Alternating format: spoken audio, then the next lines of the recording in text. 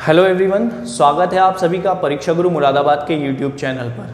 आज हम लोग डिस्कस करने वाले हैं क्लॉक का नेक्स्ट पार्ट नंबर 3 होने वाला है। ये पिछली वीडियोस में हमने क्लॉक के बेसिक कॉन्सेप्ट को पढ़ा है, उसकी शॉर्ट ट्रिक्स पढ़ी हैं, एंगल बिटवीन क्लॉक हैंड्स पढ़ा है, ओवरलैप और अपोजिट की कंडीशन में टाइम कैसे निकालते हैं वो पढ़ा है। आज हम ओवरलैप और अपोजिट की कंडीशन को और थोड़ा डिटेल में पढ़ने वाले हैं, क्योंकि क्वेश्चन आते हैं एग्जाम में जिस तरह से, वो हम डिस्कस करेंगे। वीडियो के साथ बने रहिएगा। ज़्यादा से ज़्यादा लोगों तक पहले इसको शेयर कर दीजिए, लाइक बटन दबाइए। हम लोग जल्दी से इसको स्टार्ट करते हैं और देखिएगा क्या पढ़ना है आज हमें 2 कंडीशन पढ़नी है भाई, एक तो ओवरलैप और एक अपोजिट।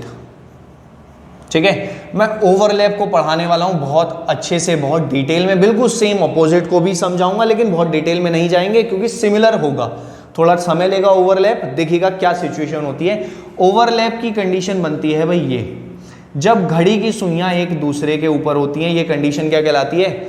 ओवरलैप की कंडीशन कहलाती है। इसे कोइंसाइड भी कहा जाता है कि भाई कोइंसाइड कर रही हैं, एक दूसरे पर स्थापित हैं, एक दूसरे से 0 डिग्री एंगल पर हैं, एक दूसरे से 360 डिग्री के एंगल पर हैं, एक ही दिशा में फेस किए हुए हैं, किसी भी तरह से कह सकता है। समझना है बस आपको कि भाई कोइंसाइड या ओवरलैप कैसे करेंगी घड़ी की सुइयां।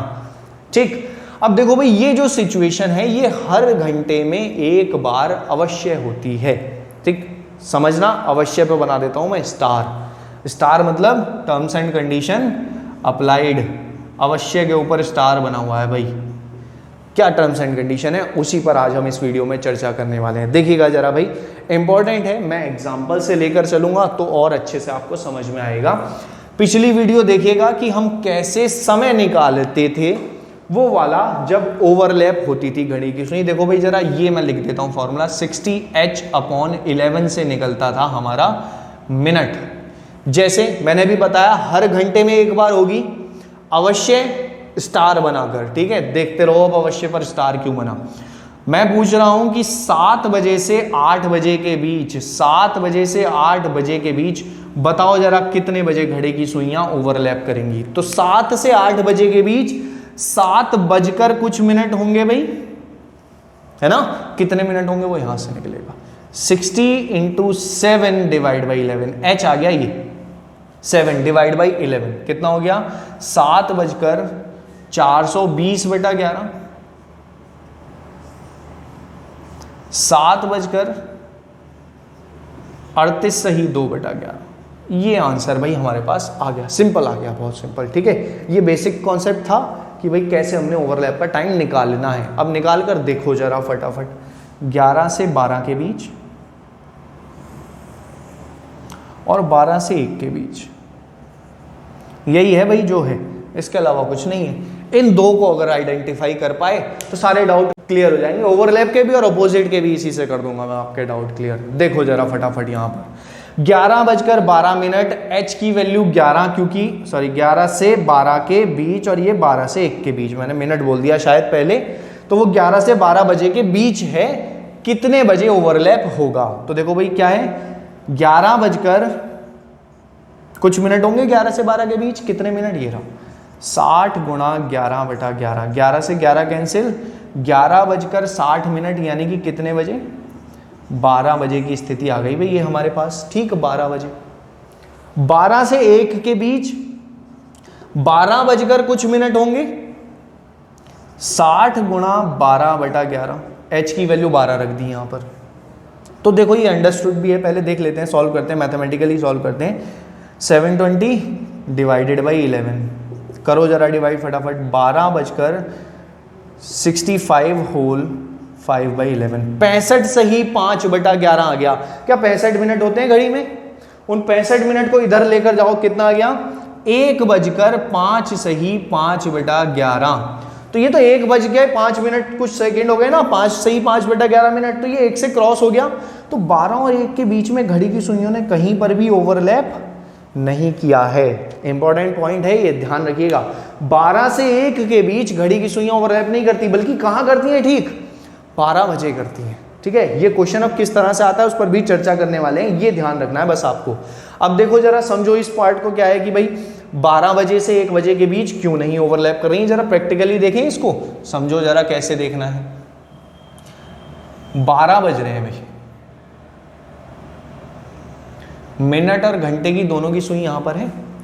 देखो मिनट की सुई यहां से चलना शुरू करेगी तेज स्पीड में, घंटे की सुई भी यहां से चलना शुरू करेगी। घंटे की सुई को जाना है 12 से 1 तक। भाई ये मिनट की सुई तेज चलती है तो ये पहले निकल जाएगी यहां से, इससे पहले निकल चुकी होगी। ये पहले निकल गई है और ये बाद में आ रही है। घंटे की सुई बाद में आ रही है, मिनट की सुई पहले निकलकर यहां पहुंच गई 12 पर। घंटे की सुई इधर होगी, मिनट की सुई यहां से निकलकर 12 पर पहुंच गई।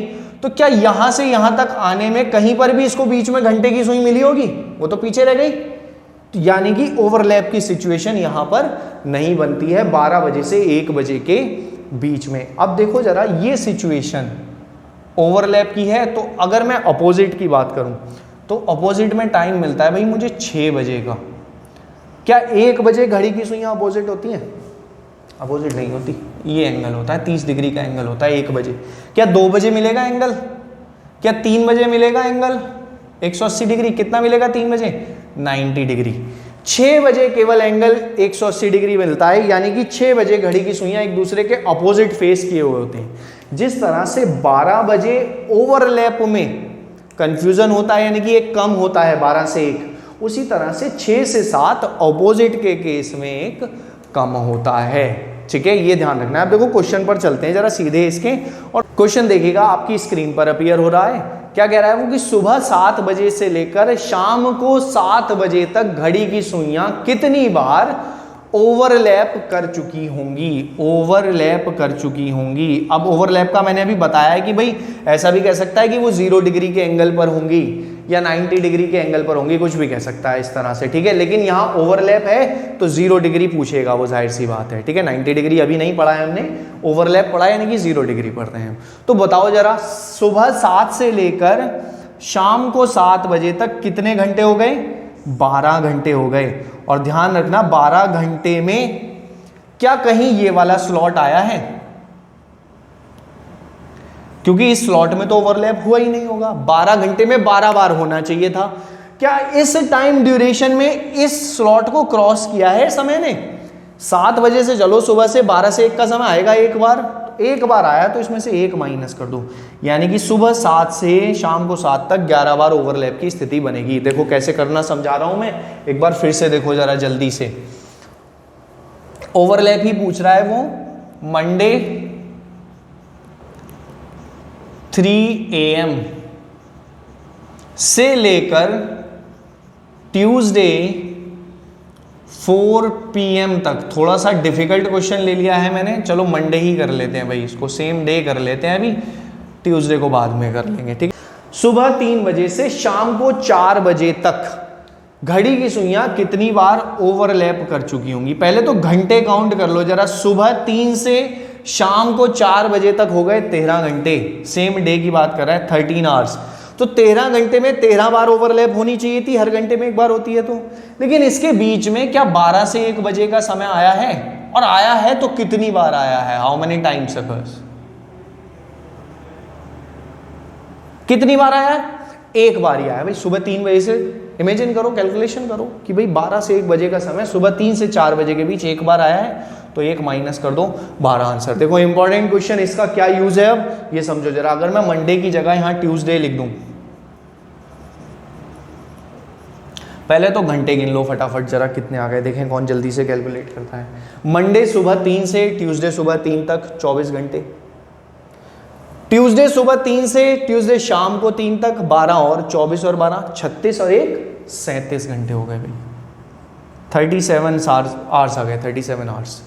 अब कितना घटाना है, यानी कि ये स्लॉट कितनी बार आया होगा इस टाइम ड्यूरेशन में? देखो सुबह 3 बजे से चल रहे हैं, मंडे से 3 से चले 4 5 6 7 8 9 10 11 12 से 1 आया होगा, यानी कि हर 12 घंटे में 1 बार आया होगा ना। तो 12 घंटे में ब्रेक कर लो इस 37 को। 37 को किस में ब्रेक कर लो? 12 घंटे में ब्रेक करो। 12 36 24 और 12 36, 12 24 और 12 36 और 1 ये रह गया भाई। तो इन 12 घंटों में कितनी बार? 11 बार। इन 12 में भी 11 और 1 ये जो स्लॉट है ये 3 से 4 बजे वाला होगा ना। 3 से 4 बजे लास्ट में जब हम पहुंचे उसमें ओवरलैप करेगी। अगर ये स्लॉट 12 से 1 का होता उसमें ओवरलैप नहीं करती। कराता हूं ऐसा क्वेश्चन भी। कितना आ गया भाई इसका आंसर? 34, यानी कि 34 बार ओवरलैप की स्थिति बनेगी। सेम अपोजिट का भी होता है, अपोजिट भी इतनी ही बार होता है, ठीक है। जितना ओवरलैप उतना ही अपोजिट होगा, लेकिन जरूरी नहीं है, ठीक है। अवश्य पर फिर भी स्टार लगा दिया। देखो पॉइंट डिस्कस करते हैं जरा, दोनों इंपॉर्टेंट पॉइंट है। एक क्वेश्चन ले रहा हूं जिससे दोनों ही डाउट दूर हो जाएंगे। देखो भाई जरा पहले एक बार अपोजिट का कर देखिए, अपोजिट का कर देखते हैं हम।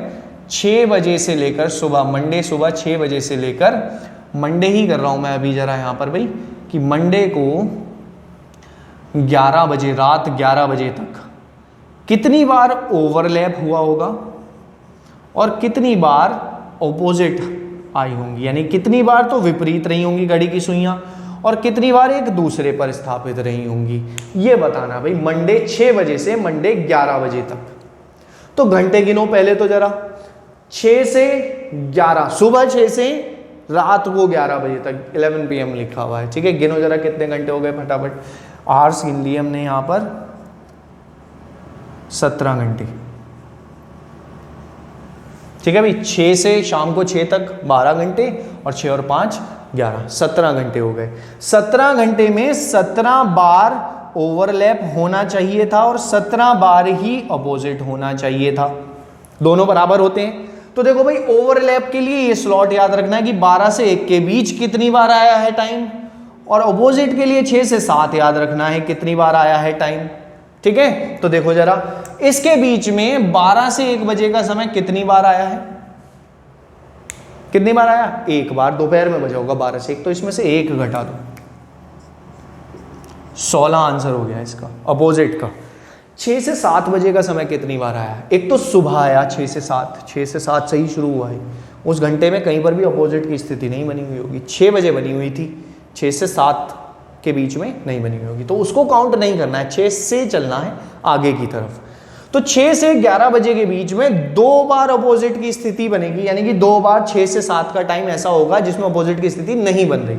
-2 कर देंगे भाई, एक बार सुबह 6 से 7, एक बार शाम को 6 से 7, तो यहां आ गया 15। देखो ये वही केस है जिसमें दोनों बराबर नहीं आए हैं, तो ये ध्यान रखना है भाई कि 12 से 1 बजे का समय ओवरलैप में और 6 से 7 बजे का समय अपोजिट में काउंट नहीं किया जाता है, ठीक। इन कॉन्सेप्ट से आप कोई भी क्वेश्चन बहुत आसानी से सॉल्व कर सकते हैं कि भाई कितनी बार ओवरलैप हुआ होगा, कितनी बार अपोजिट हुआ होगा, कितनी बार 0 डिग्री, कितनी बार 180 डिग्री बना होगा।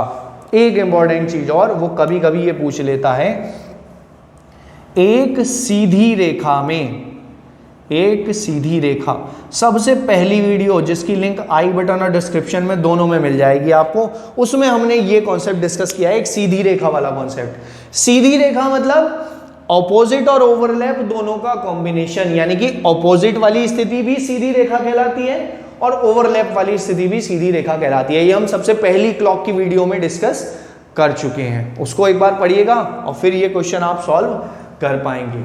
नेक्स्ट वीडियो में हम लोग पढ़ने वाले हैं राइट एंगल, मिरर इमेज और वाटर इमेज को। बने रहिएगा परीक्षा गुरु मुरादाबाद के साथ। वीडियो को लाइक और शेयर कर दीजिए, परीक्षा गुरु मुरादाबाद के चैनल को सब्सक्राइब कीजिए ताकि कोई भी अपडेट छूट ना पाए। परीक्षा गुरु के साथ बने रहने के लिए थैंक यू सो मच।